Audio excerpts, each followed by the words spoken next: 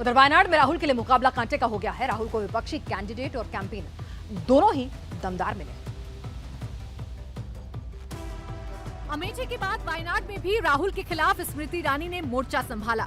वायनाड से BJP candidate के सुरेंद्रन के नॉमिनेशन में यही दिखा भी।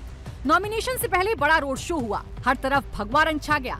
स्मृति ईरानी ने हाथों में तीर धनुष लेकर केरल में भी राम लहर का मैसेज दिया। वायनाड में भी स्मृति ईरानी राहुल पर फुल अटैकिंग मोड में हैं। पीएफआई जैसी आतंकवादी संगठन के बैन के बावजूद पीएफआई के पॉलिटिकल लीडरशिप से राहुल गांधी समर्थन अपने चुनाव के लिए ले रहे हैं। अपनी नॉमिनेशन रैली में मुस्लिम लीग का वो ध्वज छिपा रहे हैं। 2019 में राहुल गांधी ने वायनाड में लेफ्ट को 5.25 लाख वोटों से हराया था। इस बार राहुल का मुकाबला लेफ्ट के साथ साथ केरल बीजेपी के अध्यक्ष के सुरेंद्रन से होगा।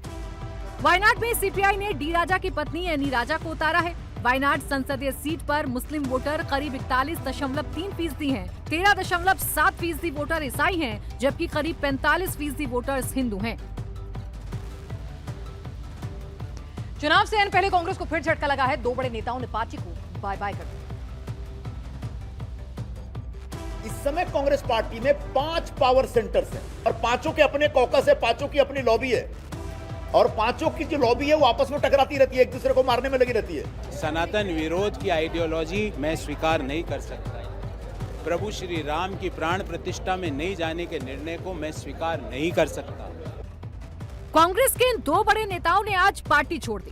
संजय निरुपम महाराष्ट्र कांग्रेस का बड़ा चेहरा है। पार्टी की पॉलिसी से नाराज होकर निरुपम ने चुनाव से पहले अलग रास्ता पकड़ लिया है। उधर कांग्रेस प्रवक्ता गौरव वल्लभ ने सुबह सुबह पार्टी छोड़ने की जानकारी सोशल मीडिया प्लेटफॉर्म एक्स के जरिए दी और दोपहर होते होते उन्होंने बीजेपी ज्वाइन भी कर ली। गौरव ने पार्टी छोड़ने की 5 बड़ी वजह गिनाई है। कांग्रेस पार्टी दिशाहीन हो गई है। पार्टी का स्टैंड सनातन विरोधी, रामलला की प्राण प्रतिष्ठा पर बयानबाजी, देश के वेल्थ क्रिएटर्स को नीचा दिखाना, आम जनता से जुड़ाव खत्म। महाराष्ट्र की अमरावती सीट पर बीजेपी की राह आसान हो गई है। नवनीत राणा को सुप्रीम अदालत से राहत मिल गई।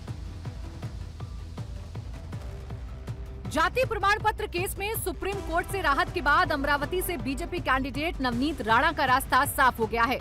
महाराष्ट्र की रिजर्व सीट अमरावती में नॉमिनेशन से पहले नवनीत राणा ने पति के साथ हनुमानगढ़ी में पूजा की। 2019 में नवनीत राणा एससी के लिए आरक्षित अमरावती से निर्दलीय चुनाव जीती थी। उन पर अनुसूचित जाति प्रमाण पत्र के लिए फर्जी दस्तावेज बनाने का आरोप लगाया गया था, जिसके बाद बॉम्बे हाईकोर्ट ने नवनीत राणा का जाति प्रमाण पत्र रद्द कर दिया था। हाईकोर्ट के फैसले की वजह से लोकसभा चुनाव लड़ने पर भी संकट मंडरा रहा था।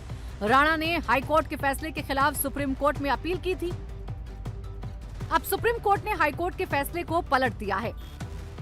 नवनीत राणा का जन्म मुंबई में एक पंजाबी परिवार में हुआ था। मुंबई में स्कूली शिक्षा के बाद राणा ने मॉडलिंग की दुनिया में कदम रखा। इसके अलावा कन्नड़, मलयालम और तेलुगु फिल्मों में भी काम कर चुकी हैं।